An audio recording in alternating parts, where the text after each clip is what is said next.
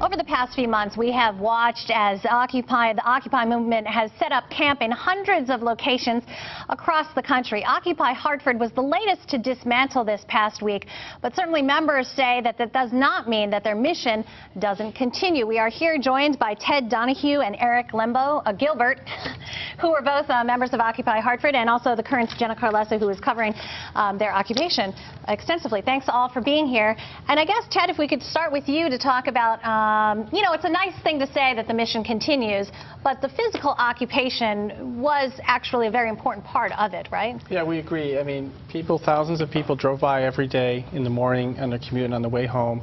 It was a statement. It was a political statement that this country is in distress, and that's what that Occupy of Turning Point Park represented. That for people who are struggling because of the recession, because of economic injustices, they could see that some people were uniting and beginning the process of trying to help solve these problems. So will you physically occupy another location? There's a lot of talk nationally about doing all sorts of different type of physical occupations. I think for Occupy Hartford that's still to be determined. Right now what we're concentrating on is our Platforms and Demand Committee, which is basically clarifying and developing the message which we'll introduce to the public and the community to, that'll be part of our rallying cry. But it's also going to be an opportunity to, get people inspired to come check us out and to contribute and to participate in what's going on. Right. Jenna? Yeah, I mean, I think when I spoke to some people at the site on Tuesday, they thought that it might actually expand the movement because of the attention that it got simply bringing down the site, clearing the site, getting people out of there. And it sounds like there's things continuing online and getting in touch with people through the internet. There's message boards up on the Occupy Hartford website, and the GA meetings continue as well. Yeah, you talked about bringing forth a platform. I mean, certainly this next year is going to be an important time to have a platform if you have something to say. Right. Eric, I don't know if you wanted to touch upon some of the main points that you all will be clarifying. Oh, yeah. Well, one of them was, the first one we solved was to end U.S. wars of aggression and occupation. Also, we want to end corporate influence over our government. And here we actually have 9 right now. Wow. 2 is make the corporations and the rich pay their fair share and just share of taxes. Number 3 is quality housing, food, healthcare, education, childcare, and a basic income are lifelong human rights for all. Number 4, a broad employment program that recognizes everyone's right to meaningful, socially and environmentally beneficial work at a living wage while prioritizing the needs of socially and economically marginalized groups in the local community.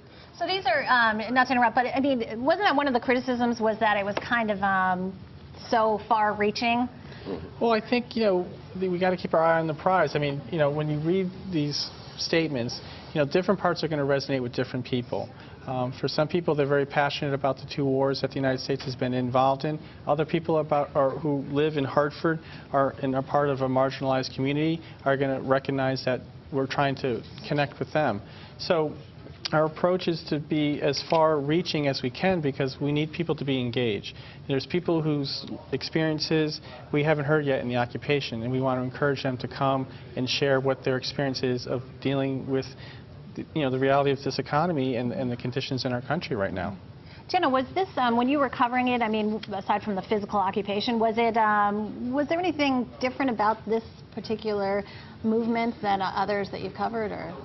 I think it ties in pretty well with the rest of the Occupy, and in fact a couple of the people who were at the site when it was cleared said that they would move on to join other occupations, and I think there's as well some movement from Hartford to New Haven this coming weekend.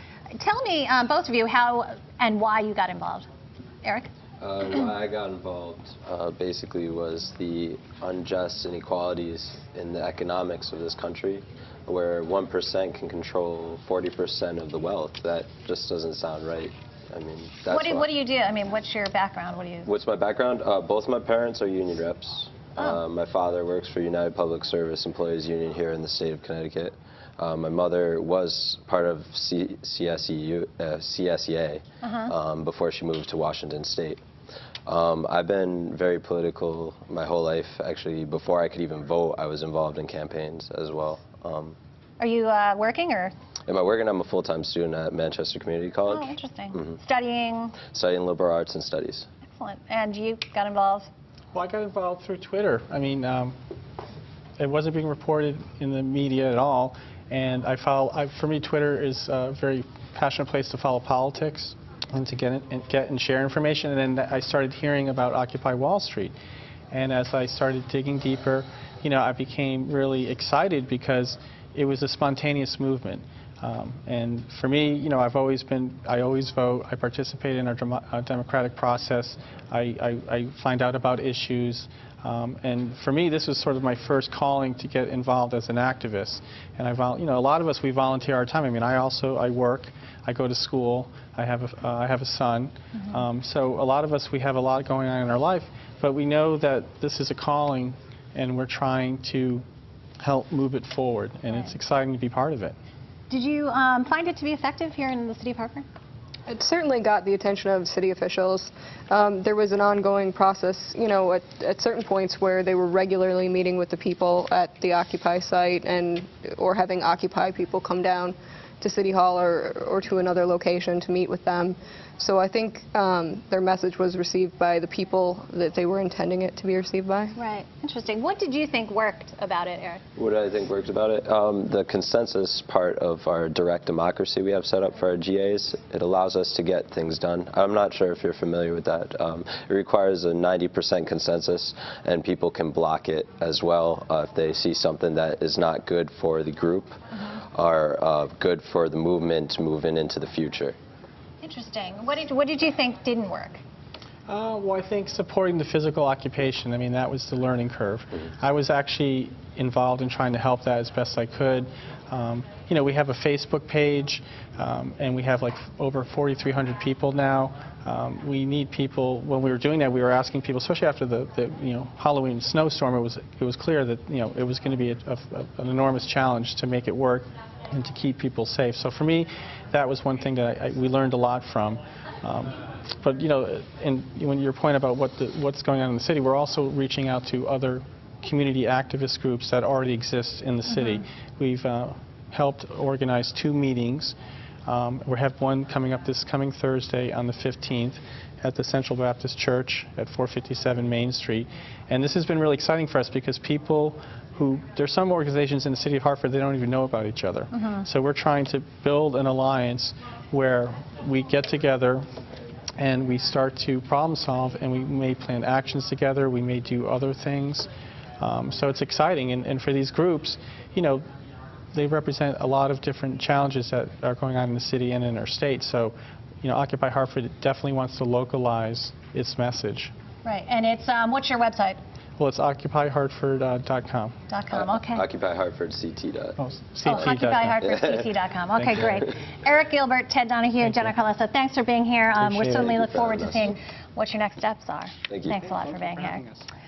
And thank you for joining us. Don't forget, if you missed something here on The Real Story, you can now watch it online by going to ctnow.com. You can also catch us on YouTube. And please follow me on Twitter @Lori Perez. Thanks for watching this week's edition of The Real Story. We'll see you here again next week.